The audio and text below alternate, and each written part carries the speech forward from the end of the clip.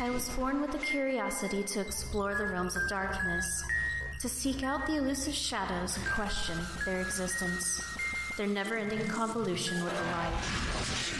All things were born from this darkness.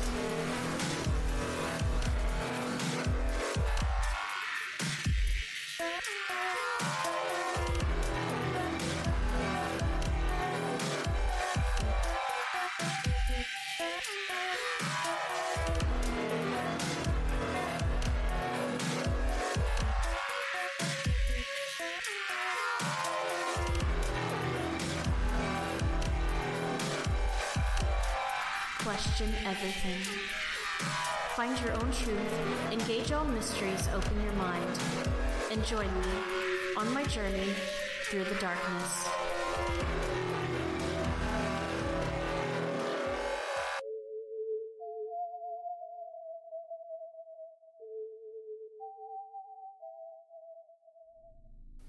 Chris Pittman, a student of the paranormal who has focused on the Hockomock Swamp for a decade, says, quote, "Throughout the world there are areas that have vortexes, or windows in which the laws of gravity seem not to operate in the way as understood in the natural world. And while not all of these places are rife with the paranormal, I'm fairly confident that almost any place you find the paranormal humming, there is also a vortex where gravity and energy aren't behaving normally." Unquote. In 1675, the American Indian chief Metacomet, also known as King Phillip, was angered by the British settlers whom threatened to take the Wampanoag Indians' weapons and land. He distrusted the New England colonists and soon conspired against them, which led to the deadliest war in the history of European settlement in North America, the War of King Phillip. Over 3,000 natives and more than 1,000 of the colonists died. Innocent women and children were slaughtered, and over half of the New England colonies had been destroyed. The war ended with the capture of King Philip, who was drawn, quartered, and beheaded near the Hockomock Swamp. The surviving non-Christian natives were sold into slavery. Before he died, it is said that King Philip cursed the land so that the victorious colonists would suffer even after his death. The Hockomock Swamp became a hiding place for surviving natives seeking refuge from slavery and death. Hockomock translates to a place where spirits dwell. To this day, the swamp is one of the scariest places in the United States. Those whom live near the swamp or within the Bridgewater Triangle tell of tales of strange and horrifying creatures and unexplained phenomenon. These are their stories. It was 10 o'clock in the morning on May 10th, 1760, when hundreds of people witnessed a sphere of fire hovering over what is now known as the Bridgewater Triangle. It was the first documented account of a UFO in the area, and historical records indicate that whatever it was, the light emitting from the object was so bright it could cast a shadow in bright sunlight. The bright light was seen in Bridgewater, but also in Roxbury, which is nearly 25 miles away. On Halloween night in 1908, two undertakers driving a carriage witnessed a 2.5-foot round object hovering in the sky around 3 a.m. They described the object as an unusually strong lantern, and it appeared to illuminate a large object resembling a balloon. For 40 minutes, the two men watched as it moved eerily through the sky, hovering, going in strange circles, and moving up and down as if moving at the will of a sentient being. The incident was witnessed by many others as well, and is well documented in local newspapers. In the early morning hours of March 23, 1979, two reporters were at the Raynham dog track when both men saw a strange light in the sky. As the lights moved closer, they could see what they can only describe as a baseball home plate diamond-shaped object coming toward them. It had bright lights all around and was the size of 5 747s wing to wing, which comes to a staggering 980 feet. Reports flooded in to both the news outlets and law enforcement agencies of multiple large low-flying UFOs. January 1991, 50 feet above the night skies of Bridgewater, multiple eyewitnesses saw a green flying disc floating slowly and silently. Reports claim that the object had an extremely powerful spotlight that was illuminating the ground and trees, and it was as if the night had turned to day. November 1997, a police officer working the night shift reported an extremely unnerving sighting. He said that he had witnessed a very large, unidentified triangular object hovering above Bridgewater. December 10, 1998, witnesses describe a strange, brightly lit craft flying over Assawampset Pond in Middleborough near Route 44. They watched as the singular craft split into two crafts. The flying objects flew in geometric patterns of green, red, and white lights at incredible speeds, then joined together again as one craft and disappeared. Immediately after the first sighting, witnesses reported seeing Air Force planes flying above the area in search of the unidentified flying object. In the summer of 1999, 20-year-old George Lacasse of Bridgewater claimed to see a disturbing red light in the sky. He told newspaper reporters, quote, "It was moving all around. It was moving in shapes planes don't move," unquote. That same summer, Bridgewater resident Courtney Cullen claimed to have seen a similar craft while at a cookout flying over the Hockomock Swamp. Cullen recalls a wickedly loud noise coming from the object as it descended.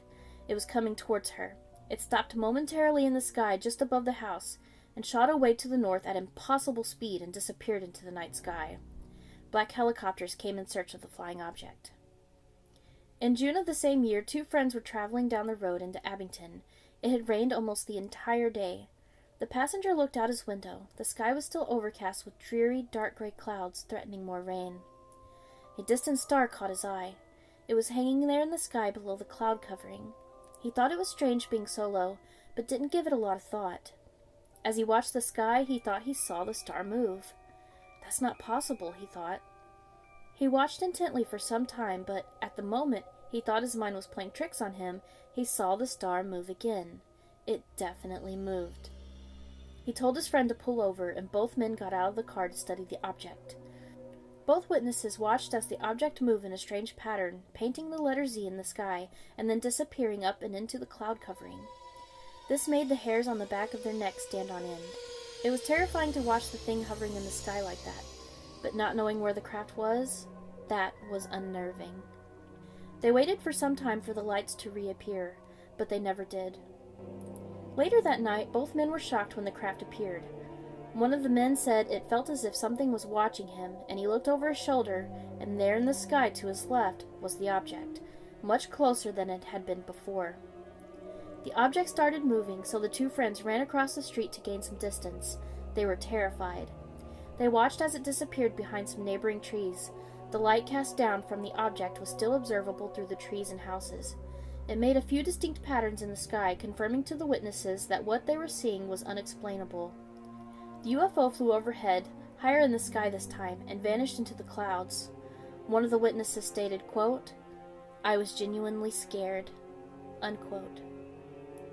On March 1st, 2004, a woman suffering from recurring insomnia was lying awake around 3 in the morning, smoking a cigarette and looking out her window, when she saw a huge triangular craft fly dangerously low above her house. It was completely silent and moved very slowly, but the woman thought it may have been a stealth plane.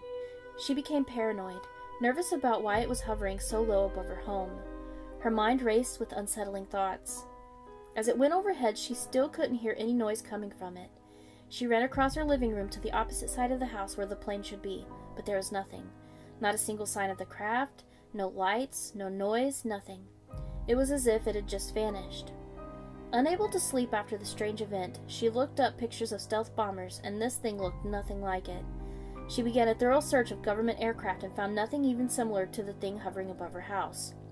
Curious, she searched for images of UFO and was disturbed to see the exact image sketched out by different witnesses. There were many people, in fact, who had seen the exact same thing at different times all over the world.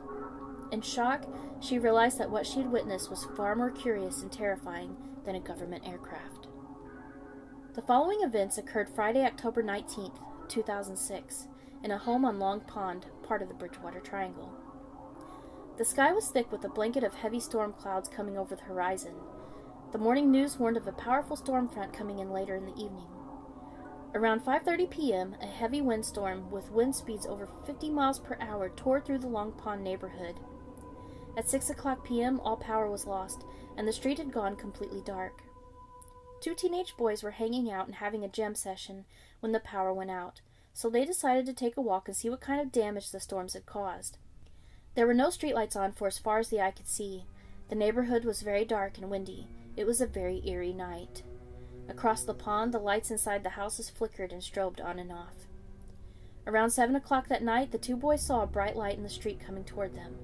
Other vehicles had passed by, but the two boys thought nothing of it. This light was somehow different. Both the boys felt overwhelming dread as the vehicle slowly approached. It was about 200 feet away when both boys decided to run. They ran for the beach on the pond. It was heavily wooded, and the two boys could take refuge behind some trees. The boys watched in horror for 10 minutes as the craft moved back and forth, thoroughly searching the area. It was completely silent.